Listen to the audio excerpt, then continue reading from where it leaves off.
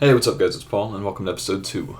So, obviously, we're going to need to get Barrow's Gloves on this account, so I figured I'd go ahead and start Recipe for Disaster. At least this would get me some early levels going, and the gloves would come in handy as we go along with the account. Progressively, better gloves, we're going to hit harder, so it's a good idea to start it early, in my opinion. It's fairly easy to get up to, like, Myth and Addy gloves, and then it's going to slow down a little bit as we need more quest requirements and level requirements, which is a headache on an Ultimate when you're trying to get things like, rune crafting and herb lore and whatnot up.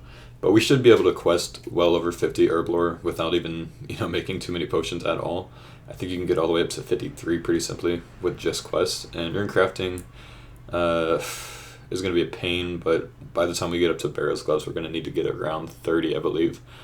Quest Cape, I think, is 50, but Barrow's Gloves, I'll do 30 because I'm going to want to do Sea Slug quest so I can unlock Proselyte armor. So we can do some quests to get there. Eyes of Glowfree, I think, is one of them that we can do. Can't really think of what else, but Glowfree, I think, takes you from 13 to about 23 or so. So that's some really good levels there. And then, all the way up to 9 or 10, you can get the 1k free mage or free rune crafting experience from the Zamorak mage mini quest. Anyways, I'm blabbing on. But we're gonna get the Barrow's Gloves started, and hopefully in the next couple of weeks we can knock these out so we can get to Slayer. I do want to start this before Slayer. I believe it's a pretty good idea to have the extra 3 or so damage the entire time you're slaying instead of starting out with Slayer and kind of limiting yourself with max hit and experience per hour when you're using like a combat bracelet or something of that sort. So we'll get our FD started. We'll start boosting up our quest points, and it's gonna get us some good supplementary levels, I think. So just all the quests as we go on. It's really good experience rewards, and that's definitely how you should start an Ultimate account or an Ironman account or any account, honestly, is by going for Barrow's Gloves, because you're going to get all of those lower levels up very quickly, because, all these rewards, like, 5k experience here, 10k experience here for the quest rewards in whatever skills they are, they really pay off when you're like level 20 in a certain stat. You're getting from level 20 to level 30 in something. Saves a ton of time when the experience per hour rate, if you were just regularly training, is immensely low. But anyways, let's get started with this. So this is something I want to do with this series. One of my main goals of it is to show you my methods of how I'm training these skills. So I don't really want to keep these secret as I go through the series, as I'm training certain things. I want to tell you exactly how I've done it. So hopefully it'll help you guys out if you are not already too far along. But this is one of the best methods that I've found, especially for an Ultimate, but it works just as well for an Ironman account, for Fletching. And what I did was the early woodcutting levels until, not even until Oak, like I actually went past Oak with this, so past level 15 woodcutting. I basically made arrow shafts for quite a while, because it's so valuable to use arrow making as your fletching experience. If you've done this, you know that cutting bows is extremely slow experience, but making headless arrows is very fast experience. And with the feather boxes that you can buy from like Port Sarim, you can get the supplies for this extremely quickly. So compare the experience that you're getting. If you're making a longbow with a log, you're getting 10 experience per log, and then you have to either bank it or drop it or sell it to a general store to get rid of it. Whereas the arrow shaft is just going to stack in your inventory. You're going to get 5 experience per 15 arrow shafts that you make. You're going to get 15 experience per 15 headless arrows that you make. That's just adding the feather on top of it. And then I want to say you get another 37.5 experience, maybe 32.5, for adding iron arrowheads to it per 15 that you're making. So the amount of experience you're getting with this method is way faster, a lot more, and it seriously makes your levels fly early on. So I definitely recommend at least making about 2,000 iron arrows. I don't remember quite what fletching level I got from this, but a little bit over 20.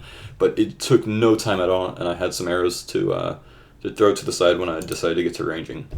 So definitely a beneficial fletching method for early on levels. I think a lot of people struggled just making long bows and then getting to oak and making oak short bows. This method is so much faster, at least until you're getting up to willow, I believe. So check it out. Alright, so I'm sure most of you already know this, but with Holy Grail, level 120 Black Knight Titan that you have to kill, you can flinch it. It's extremely easy. All you have to do is take a step back after you hit, and you don't have to wait until his health bar goes away for this one. Most, any other flinching of any other monster, you do have to, but this is just since he's a static monster, he can't move, he can't walk away. It just, the mechanics are a little bit different, but you have to get the last hit with the Excalibur, so just keep that in mind. Otherwise, he's going to heal up, and you're going to spend another 15 minutes flinching. It's not a quick process, but definitely, you know, a very easy method to do. I think from what I've heard, if you mage this guy, then it takes around 300 fire strikes because it hits like hell. It sucks. I'd recommend just meleeing. It's a little bit quicker. I think it might be a little bit less stressful with, you know, just AFK fire striking them. But yeah, Holy Grail, awesome defense experience, awesome prayer experience from this. So I definitely wanted to get this out of the way, and it's another thing I need to do for RFD. So let's do it. Alright, so we got this quest out of the way. I'd definitely say that you guys should knock out Holy Grail earlier, sooner rather than later. Sooner rather than later, what I'm saying. That's how the saying goes. But anyways, because the defense gains are really valuable. I mean, I just went 1 to 31 defense here and 14 to 30 prayer, so that's huge.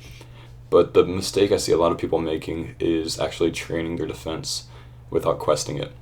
Attack and strength too, but most people get that one right by, you know, questing it up, because you can get 44 and 30 extremely quick, extremely easy with like 4 quests, attack and strength that is. But defense, usually people will do those attack and strength quests, knock all of those out, and then go sit and smack something for their defense training, and it's just a waste of time when you can do something like Holy Grail, which you're going to have to do later anyways, and instantly get 31 defense off of it. So we'll do Dragon Slayer a little bit later to get a little bit more defense experience, Nature Spirit, stuff like that, but for now this is a nice start.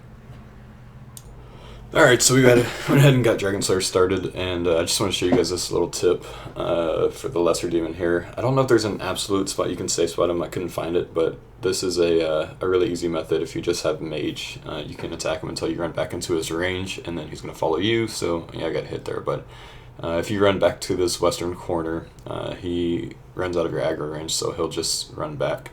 You can do this over and over if you don't have food. I was running low on it, so I decided I'd go ahead and, you know, go with this method just to finish it up. But this will be my 3rd map piece, and hopefully we don't have too much of a problem on Elvarg. Alright, so this did not work out so well. I thought I could take this without, you know, too much defensive armor, rocking my ultimate Ironman armor, and it's just not working for me. Also using cakes instead of anything else, so that's probably hurting my cause a little bit. So I don't know. I don't know if Mage would be better here, but I think I'll just regear and try it again. Since I didn't go over the stalagmites that were on the ground, he's not going to re-heal. So if I can get back to Elvarg in time, he should be about 60 or 70% health. So we should be able to down him that time pretty simply, hopefully. We'll try again. Fail. Such bad RNG. Out of food. Oh, almost. I have one more.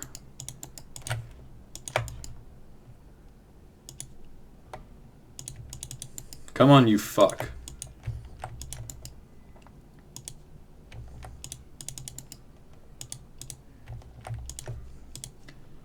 Do not do this to me. I'm out of food. I'm out of food and I can't hit. Thank fucking God. Jesus. Biggest achievement of my life, I swear. Holy fuck. Better than Bando's Tacits. So fucking annoying. Alright, so finally pretty good moment on here. Well, I mean, not a good moment already, but I just knocked out a Steel Plate Leg and Earth Battle Staff, or Earth Staff, Staff of Earth run after I got off the stream. And now I can go ahead and buy a Rune Longsword. No more using Excalibur. Excalibur wasn't bad, you know, it's about the same as I think an Addy Longsword. But I'm not going to waste all my time camping Fire Giants, hoping for something that I'm not going to get. Oh, son of a bitch, they're overstocked right now. Someone sold one. It must be a Lava Dragon killer. Lava Dragons drop Rune Longswords as well. Hop Worlds, we'll try again. It's a little addition that they've made to the Ironman mode. If the stock is overshot, the price will be cheaper. So they made it to where if it has more than the regular stock, you can't buy it on an Ironman account. So you're not getting things for cheaper. So your friends can't like go sell 5 Rune Longswords and then you get it for like 20k instead.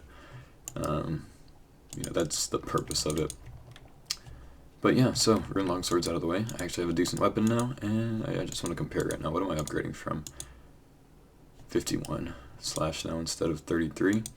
And the strength bonus all the way up to 49 from 25. So yeah, it's clearly no contest. So I'll take this 260 attack and then drag sim it up. Okay.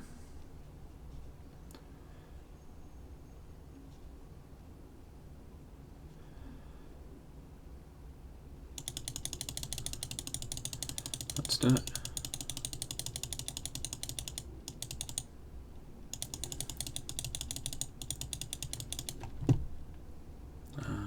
That's fine.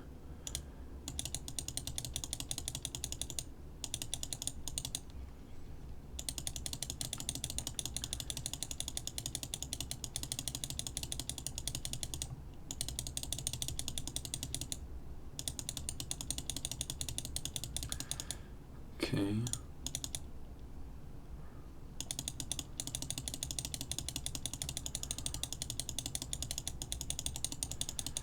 All right.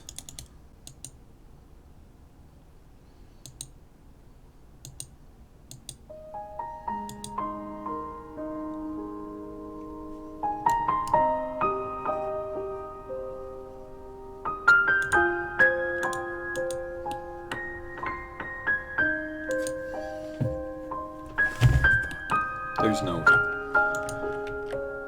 There is no way that just happened.